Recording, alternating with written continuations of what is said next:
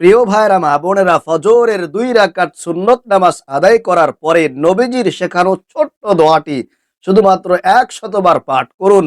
ফজরের ফরজ নামাজ আদায় করার পূর্বে তসবির দানা গুনে গুনে ছোট্ট দোয়াটি শুধুমাত্র 100বার পাঠ করবেন। আল্লাহর কসম করে বলছি, দুনিয়া আপনার গোলাম হয়ে যাবে।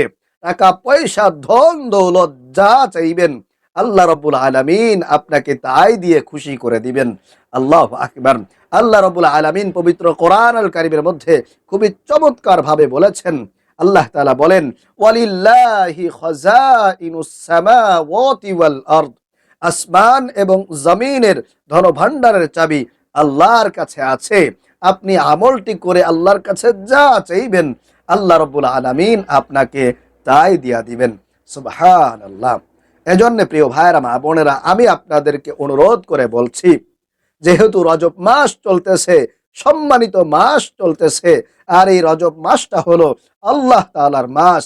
আল্লাহর নবী বলছেন হাদিসের মধ্যে, রজব শাহরুল্লাহ, রজব মাস হলো আল্লাহর মাস। সুতরাং আল্লাহর মাসে যদি আল্লাহর পছন্দনীয় আমল করতে পারেন, তাহলে আপনি যদি অভাবী হয়ে থাকেন, আপনার যদি অনেক অনেক বিপদ বালা মুসিবত থেকে থাকে, আপনি যদি রিজিকের পেরেশানি দূর করাইতে চান, আপনি যদি ধন সম্পদ টাকা পয়সা বৃদ্ধি করাইতে চান, অভাব অনটন থেকে যদি আপনি মুক্ত থাকতে চান, আপনি যদি ঋণ থেকে মুক্তি পেতে চান, তাহলে অবশ্যই ইনশাআল্লাহ আজকের এই আমলটি, নবীজির শেখানো ছোট্ট দোয়াটি ফজরের সুন্নত পড়ে আপনারা কখনোই মিস করবেন না। যদি করতে পারেন কপাল খুলে যাবে, ভাগ্য পরিবর্তন হয়ে যাবে। আল্লাহ রাব্বুল আলামিন আপনার আমলের কারণে আপনার উপরে খুশি হয়ে যাবেন ইনশাআল্লাহ তাআলা। প্রিয় ভাইরা মা বোনেরা, নবীজি সাল্লাল্লাহু আলাইহি ওয়াসাল্লাম বলছেন, কোন ব্যক্তি যদি ঈমান এবং ইখলাসের সঙ্গে এই দোয়াটি পাঠ করে আল্লাহর কাছে দুহাত তুলে অনুনয় বিনয় করে আল্লাহর কাছে কিছু চায়, আল্লাহ রাব্বুল আলামিন তার চাওয়াটাকে সাথে সাথে কবুল করে নেন। আল্লাহু আকবার। এজন্য আপনি যদি অভাবী হয়ে থাকেন, আপনি যদি বিপদগ্রস্ত হয়ে থাকেন, আপনি যদি ঋণগ্রস্ত হয়ে থাকেন, অনেক অনেক ঋণ, কোনো ব্যবস্থা হচ্ছে না, আপনি ঋণগুলো পরিশোধ করবেন, তাহলে আজকের এই আমলটি কোনোভাবেই মিস করা যাবে না ইনশাআল্লাহ তাআলা। বিশেষ করে রজব মাস যেহেতু চলতেছে, ইনশাআল্লাহ ফজরের সময় আপনারা যদি এই আমলটি করতে পারেন, অবশ্যই আপনাদের অভাব, আপনাদের দুঃখ কষ্ট আল্লাহ রাব্বুল আলামিন দূর করবেনই করবেন ইনশাআল্লাহ তাআলা। কারণ ফজরের নামাজের ফজিলত অনেক অনেক গুণ বেশি। রাসূল করিম সাল্লাল্লাহু আলাইহি ওয়াসাল্লাম বলছেন, আমার কাছে ফজরের 2 রাকাত সুন্নত নামাজ দুনিয়ার মধ্যে যা কিছু আছে তার চাইতেও উত্তম, তার চাইতেও দামি। সুবহানাল্লাহ। এজন্যে নামাজের কাছে আসলে, নামাজ পড়ে আমল করলে সেই আমলটা কিন্তু কাজে আসে। কিন্তু দেখা যায় আপনারা অনেকেই আমল করেন কিন্তু নামাজ পড়েন না, যার কারণে আপনাদের সেই আমলে কাজ হয় না। প্রিয় ভাইরা মা বোনেরা, একজন নামাজি ব্যক্তি নামাজ পড়ে আমল করবে অথচ তার আমলে কোনো কাজ হবে না, এটা হতেই পারে না। কারণ আল্লাহ রাব্বুল আলামিন নিজেই কোরআন আল কারীমের মধ্যে খুবই চমৎকার ভাবে বলছেন, ওয়ামান ইয়াত্তাকিল্লাহা ইয়াজআল লাহু মাখরাজা ওয়া ইয়ারযুকহু মিন হাইসু লা ইয়াহতাসিব। যেই ব্যক্তি আমি আল্লাহকে ভয় করবে, আমি আল্লাহর দেওয়া বিধিবিধানগুলোকে মেনে চলবে, আমি আল্লাহ তাদেরকে এমন এমন জায়গা থেকে রিজিকের ব্যবস্থা করে দিব যেটা সে কোনোদিন চিন্তাও করতে পারে নাই, কল্পনাও করতে পারে নাই, যেটা দেখে সে অবাক হতে বাধ্য হবে, সে আশ্চর্য হয়ে যাবে। আল্লাহু আকবার। এজন্য প্রিয় ভাইরা মা বোনেরা, আমি আপনাদেরকে অনুরোধ করে বলবো, যদি আসলেই আপনার অনেক বেশি অভাব থাকে, অনেক যদি পেরেশানি থাকে, অনেক বিপদের মধ্যে আছেন, কোনোভাবেই সেখান থেকে উদ্ধার হতে পারছেন না, তাহলে আজকের এই আমলটি বিশেষ করে কোনোভাবেই মিস করবেন না। ইনশাআল্লাহ করবেন তো কপাল আল্লাহ পাক খুলে দিবেন, রিজিক আল্লাহ পাক বৃদ্ধি করে দিবেন, অভাব অনটন থেকে আপনাকে মুক্তি দিবেন, ঋণ পরিশোধ করার মতো ব্যবস্থা আল্লাহ রাব্বুল আলামিন নিজে ইনশাআল্লাহ করে দিবেন। কুদরতিভাবে, অলৌকিকভাবে চতুর্দিক থেকে ইনশাআল্লাহ আপনার পরিবার সংসারে রিজিক আল্লাহ তাআলা দিয়ে ভরপুর করে দিবেন।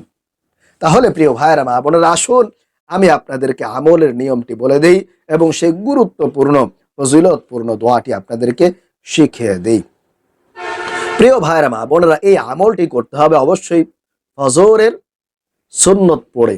এই আমলটি করার জন্য অবশ্যই আপনাদেরকে কিছু সময় হাতে নিয়ে ফজরের নামাজে আসতে হবে, যাতে করে ফরজ নামাজ আদায় করার পূর্বেই আপনি এই আমলগুলো করে ফেলতে পারেন। এজন্য আপনাদেরকে কমপক্ষে 5 থেকে 10 মিনিট সময় হাতে নিয়ে বসতে হবে। 1 নম্বরে যায় নামাজে বসে আপনারা 11 বার ইস্তেগফার পাঠ করবেন। প্রিয় ভাইরা, মা বোনেরা, ইস্তেগফার পাঠ করলে আল্লাহ রাব্বুল আলামিন আপনাকে 5টা পুরস্কারে পুরস্কৃত করবেন। এটা আল্লাহ রাব্বুল আলামিনের ওয়াদা। আপনি যদি ইস্তেগফার পাঠ করতে পারেন তাহলে আল্লাহ তাআলা আপনাকে 5টি পুরস্কারে পুরস্কৃত করবেন। 1 নাম্বার পুরস্কার হলো আল্লাহ রাব্বুল আলামিন আপনার জীবন যৌবনের যত গুনাহ আছে সমস্ত গুনাহগুলোকে আল্লাহ রাব্বুল আলামিন ক্ষমা করে আপনাকে একেবারে মাসুম বান্দা বানায় দিবেন। আপনার জীবনে আর কোনো গুনাহ থাকবে না। আপনার জীবন যৌবনের যত গুনাহ আছে, যত সগীরা গুনাহ করেছেন, কবিরা গুনাহ করেছেন, শিরকি বিদআতি, জানা অজানা, ইচ্ছায় অনিচ্ছায়, প্রকাশ্যে গোপনে, কল্পনায় মনে মনে, রাতভর অন্ধকারে, দুনিয়ার কেউ দেখে নাই, সে সমস্ত গুনাহ আল্লাহ রাব্বুল আলামিন ক্ষমা করে দিবেন যদি আপনারা একেবারে মন থেকে নিজের গুনাহের জন্য অনুতপ্ত হয়ে, লজ্জিত হয়ে হয়ে যদি আপনারা এই ইস্তেগফার পাঠ করতে পারেন। তারপরে 2 নম্বরে যে পুরস্কার, সেটা হলো আল্লাহ তাআলা আপনাকে টাকা পয়সা ধন দৌলত দিয়ে ধনী বানায় দিবেন। আল্লাহু আকবার। আপনার জীবনে কোনো অভাব আল্লাহ তাআলা রাখবেন না। আপনি যেই দোয়া করবেন আল্লাহ তাআলা আপনাকে মুস্তাজাবুদ দাওয়া বানিয়ে দিবেন।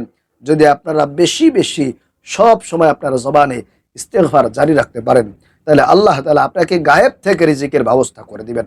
রিজিক নিয়ে আপনার দুনিয়াতে কোনো টেনশন করতে হবে না, পেরেশানি করতে হবে না, যদি আপনার জবানের মধ্যে সব সময় ইস্তেগফারের আমল চালু রাখতে পারেন।